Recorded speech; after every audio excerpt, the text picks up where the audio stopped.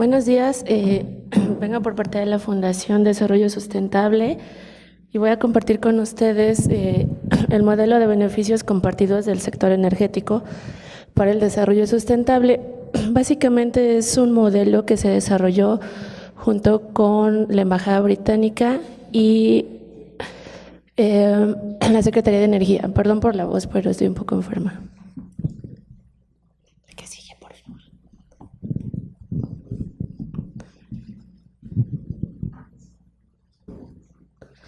Bien, una de las cosas que nos llevó a trabajar en este modelo fue el observar que el 10% de la población o digamos de los beneficios de recursos naturales que tenemos en México también concentra el 64% de toda la riqueza en el país, y con ello también encontramos que tenemos el sector más vulnerado de México, que es el sector en condiciones de pobreza extrema, según la Coneval.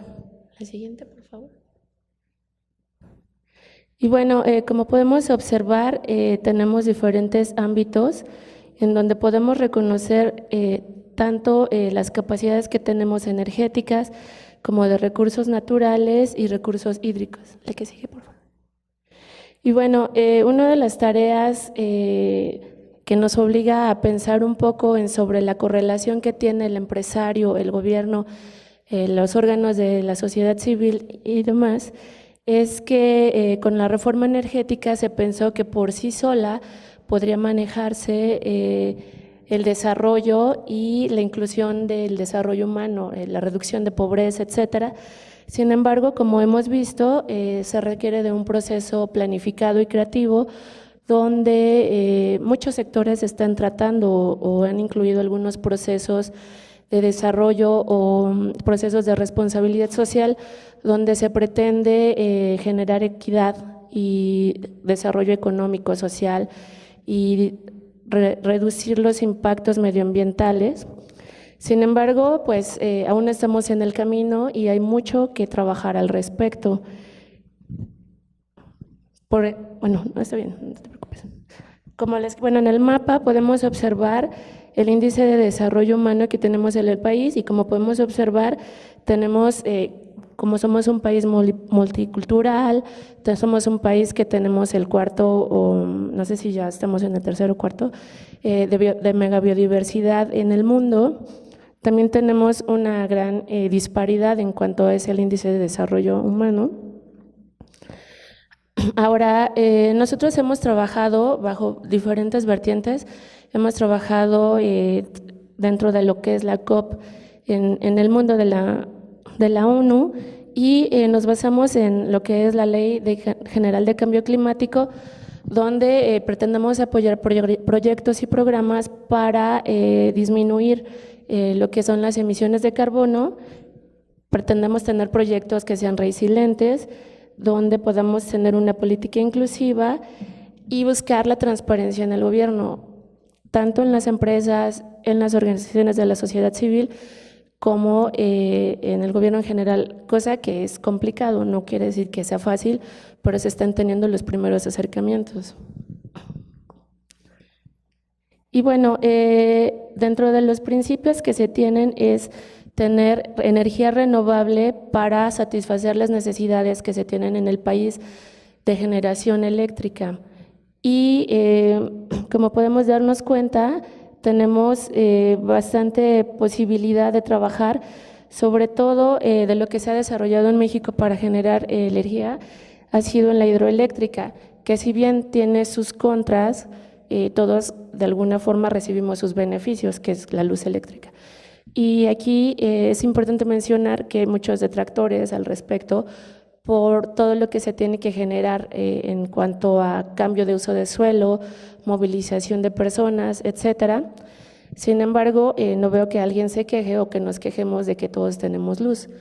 Sí hay este tipo de proyectos, tienen muchos contras, pero también tienen beneficios, y parte de la reforma energética es buscar que se vuelvan, estos macroproyectos se disminuyan y generen beneficios locales.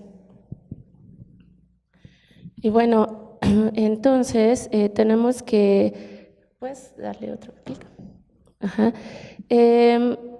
Tenemos como meta que se reduzca el uso de petroquímicos, todo lo que tiene que ver con gasolinas, energías a partir del petróleo, etcétera. Y ese es como el objetivo real, lograr tener electricidad y acceso a otro tipo de industria, híbridos y demás, a partir de la generación de nuevos recursos. Puedes pasar al otro. Y bueno, como potencial solar tenemos, digamos, que donde podríamos tener el mayor potencial sería en el sector energético solar y el eólico. Sin embargo, no sé si alguno de ustedes haya escuchado los problemas que hay en Oaxaca a partir de la generación de industria eólica. ¿Alguien ha escuchado? ¿Sí? Por allá dicen que sí. Bueno, ese es un tema importante porque recién en el 2013, creo, la CENER, la Secretaría de Energía, incluyó algo que se llama estudio de impacto social, donde obliga reciente a las empresas a tomar en cuenta los aspectos socioculturales y socioambientales de las comunidades. ¿Qué quiere decir esto? Que se tienen que tomar en cuenta la forma en que la gente se combina o trabaja respecto a sus recursos. Y en caso de aprobar la instalación tanto de un generador solar o eólico, tendría que tomar en cuenta todos esos aspectos, cosa que se ha hecho, pero tratar con la gente no es algo sencillo, y menos cuando está implicado todo lo que es un manejo de aspectos culturales con el ambiente. No sé si han escuchado también sobre la ruta huirárica del peyote. Ok. Ese es otro tema que a la gente de la industria le cuesta trabajo entender qué significan las rutas culturales o qué significan los aspectos de uso y manejo de suelo, de ambientes, etcétera. Entonces, es un diálogo que la CENER está empezando a tomar en cuenta. Sin embargo, muchos de nosotros ni siquiera sabemos o conocemos qué implica eso, ¿no? Incluso nosotros mismos en nuestro día a día, no quisiera decirlo así, pero practicamos un poco el elitismo de, ese no sabe, ese es pobre, ese no lo merece, yo sí. Y en otro foro de la UNAM estaba yo ante un grupo de veganos y de que consumen orgánicos y demás, y criticaban mucho cuando estaba yo apoyando un proyecto petroquímico. Y yo le decía, bueno, tienes razón, pero nosotros como consumidores, ¿cómo nos comportamos respecto a la generación de energía, uso de químicos, petroquímicos? Revisemos qué traemos puesto, revisemos qué consumimos, y a partir de eso, entonces sí podríamos criticar puramente a las empresas, ¿no? Entonces, yo creo que se tiene que llegar a un diálogo entre todos. No solamente es culpa de quien produce, sino es culpa, bueno, no culpa, sino responsabilidad de quienes consumimos. ¿Qué tanto estamos conscientes de lo que adquirimos tiene un proceso de regeneración o es reciclado o tal? Compramos o adquirimos a partir de eso, y también podremos sacrificar a la Secretaría de Energía o a la Comisión Federal. Sin embargo, ¿qué tanto estamos invirtiendo en el desarrollo de otras tecnologías? Tanto en la Secretaría de Educación y en tanto al desarrollo empresarial. Y bueno, ese es el potencial que tenemos en cuanto a los proyectos que tendrán que generarse para el 2030, y como podrán darse cuenta, pues tenemos una gran capacidad para basarnos en energía solar y eólica. Y bueno, parte de lo que se trabajó con la Comisión Federal y la Embajada Británica es que este modelo debería de tomar en cuenta los derechos humanos, ¿no? Los derechos que tenemos de que somos universales, interdependencia, etcétera, donde se tengan garantías sociales. Y en ese sentido, por ejemplo, en Sonora se trabajó fuerte para que los indígenas fueran socios de la hidroeléctrica. En un inicio se trabajó bien y después ya no se pudieron seguir las negociaciones con los empresarios. Entonces, aunque el gobierno estaba decidido, aunque la gente tenía conocimiento del proyecto y demás, las negociaciones con los empresarios a veces es muy complicada y se tienen que sensibilizar en cuanto a las necesidades de generar desarrollo, sobre todo económico y de protección social y ambiental. Y bueno, ustedes pueden entrar a la página de beneficios compartidos y la estamos terminando, pero ya pueden acceder a alguno de los temas. Yo creo que el fin de semana o en esta semana que viene terminaremos de subir el modelo JEDI, que trata de medir el desarrollo tanto económico de un proyecto como la reducción de impactos a través del uso del ISO 26000, que es de responsabilidad social empresarial, junto con la inclusión de los derechos humanos. Y para eso estamos trabajando sobre, ¿cómo se llama? En antropología se hacen, se me olvidó el término jurídico.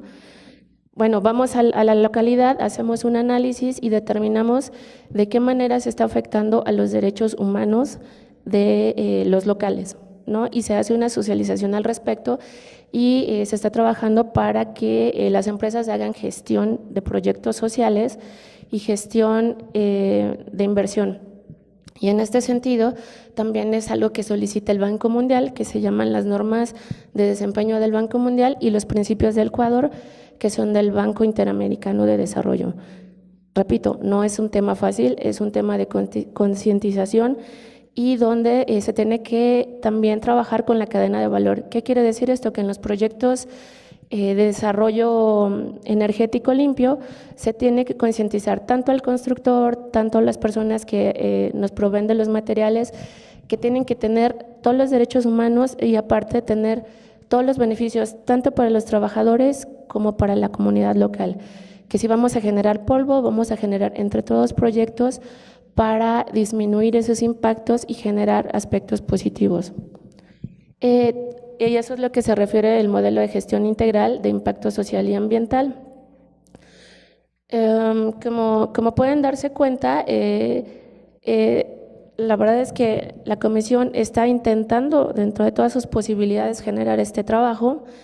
Ahora hay que concientizar a los antropólogos y todos los que están incursionando en este nuevo estudio, porque es bien pagado, los estudios de impacto social y ambiental, generar conciencia de que no es un trabajo solo para obtener recursos, sino para obtener resultados de mitigación.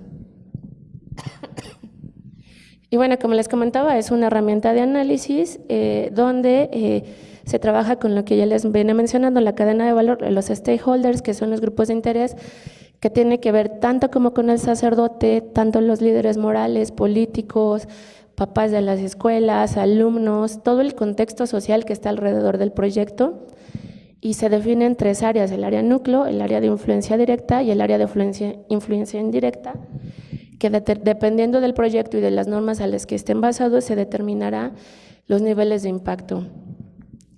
Y algo que es muy importante son las consultas sociales, cosa que de no manejarse bien se tienen los problemas que se tuvieron en el Istmo en la consulta de los generadores. Y otra cosa que es muy importante mencionar son los intereses personales. No solo los empresarios tienen intereses personales, gobierno, sino las comunidades. A veces hay algunos líderes que tienen intereses personales y no les importa la comunidad. Y bueno, ese es un modelo donde empezamos a hacer la identificación del proyecto, trabajamos con diferentes ámbitos, hacemos un diagnóstico sociocultural y biológico con tanto el área ambiental como la social, donde hacemos un análisis de los derechos humanos, hacemos un planteamiento para generar un modelo de gestión. Tienes que tener una línea base y a partir de ello se genera una perspectiva que se llama visión al futuro, donde se evalúan todos los impactos actuales que se van a tener en cuanto es la remoción de tierra y demás para la planeación del proyecto, y a futuro donde se van a trabajar con todos los líderes y junto con ellos Junto con ello se debe trabajar el plan macro de gestión. Y bueno, utilizamos la observación participante, que se utiliza mucho en antropología social. Estamos enfocados en lo que es antropología ecológica, en una metodología que se llama ecología cultural, donde analizamos justamente cuál es la relación del ser humano con su ambiente y a partir de ello cómo es el desarrollo tecnológico y la explotación del medio. Hacemos un trabajo etnográfico, hacemos un trabajo etnológico, donde tenemos los escenarios prospectivos y tenemos la planeación activa.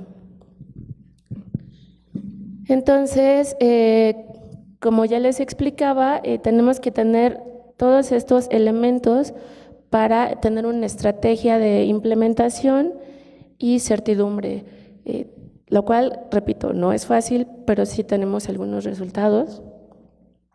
¿Qué sigue?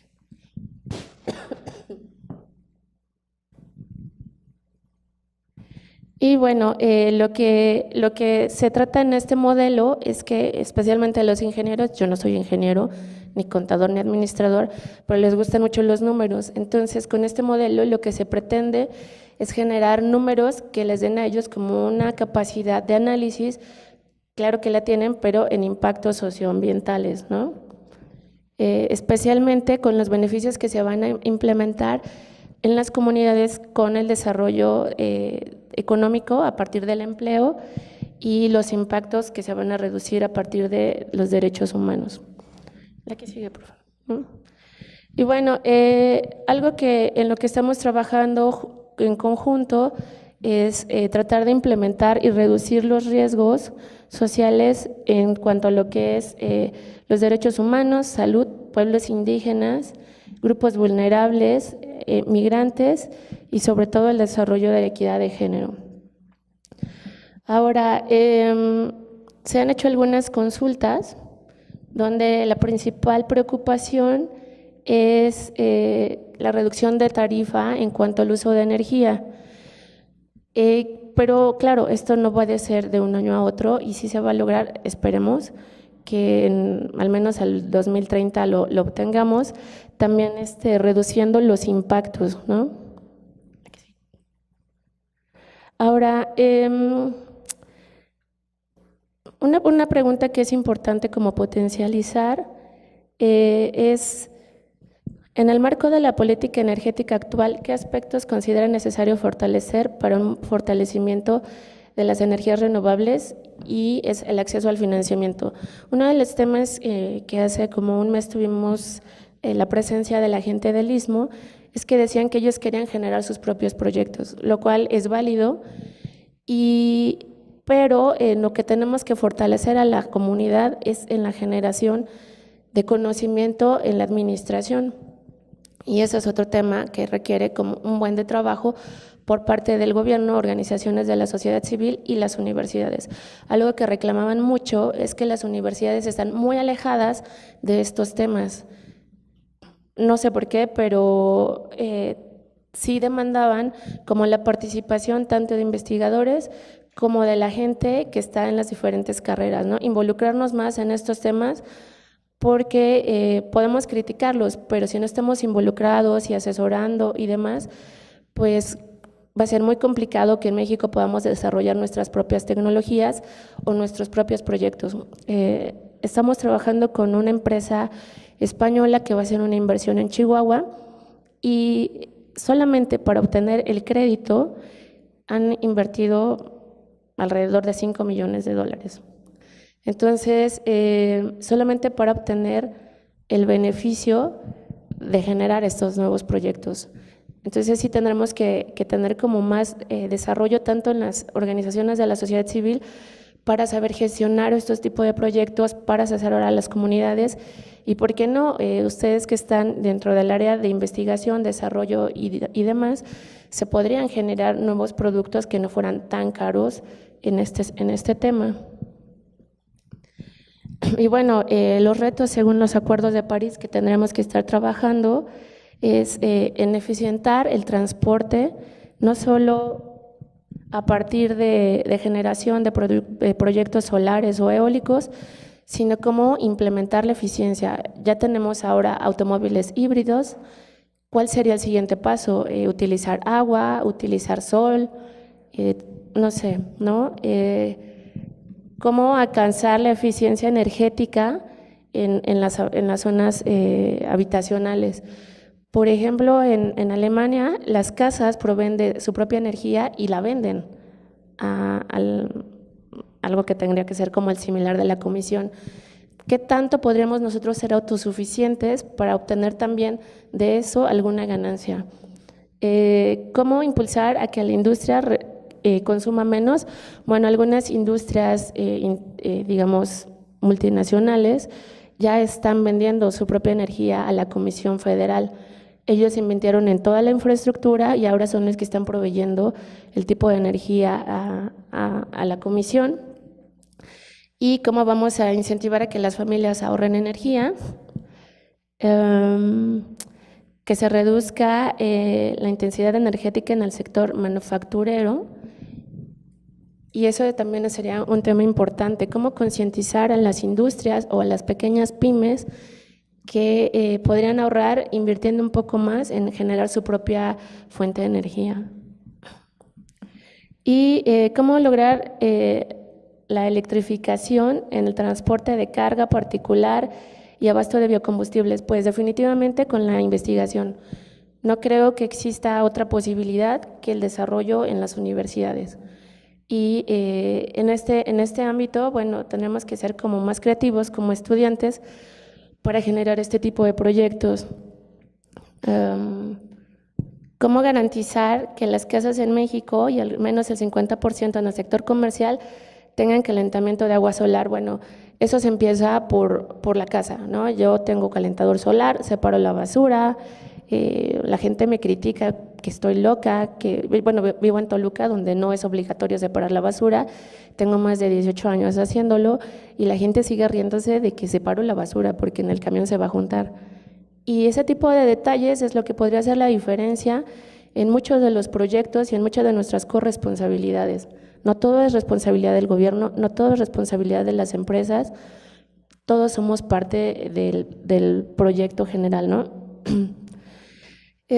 ¿Cómo financiaría Pemex la captura del 100% de las emisiones de metano por fuga de sus pozos y cómo mitigar los gases de efecto invernadero? Desarrollo tecnológico. Deben invertir en el desarrollo. Y algo que es muy importante, que se maneja mucho en la responsabilidad social, la transparencia y evitar a toda costa la corrupción. ¿Y qué implica la corrupción? No es del presidente de Pemex o del dirigente, no es del gobernador, es de todos nosotros en todas nuestras actitudes o actividades diarias, ¿no? De qué manera yo participo de la corrupción. Porque es muy bonito señalar al otro cuando nosotros de alguna manera o algún familiar está participando en este círculo, ¿no? De qué manera somos transparentes y cómo lograr la cero deforestación comprometida. Este es un tema, porque el tema forestal existe mucho, digamos, llamarlo robo hormiga, robo en grande, en algunos terrenos de gente que es forestal 100%, tienen que pelear con el narco, con gente que se dedica a eso, y es un tema bastante complicado, ¿no? En los temas forestales es donde se siembra mayor áreas de marihuana, en donde algunos sectores, la gente no tiene otra opción sino que trabajar para el narco. Y bueno, lo que aporta el modelo es tomar en cuenta al ser humano, y creo que ese es un tema que, aunque parece obvio, no lo es.